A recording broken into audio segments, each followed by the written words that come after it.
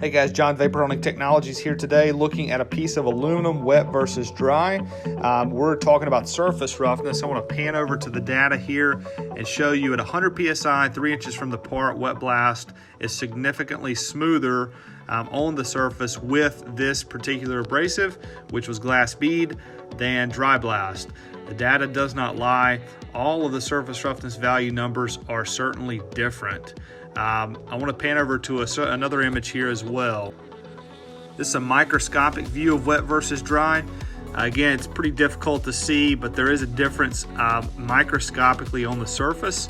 And this is very important when you guys are speccing out a blasting process for your business or your hobby as well.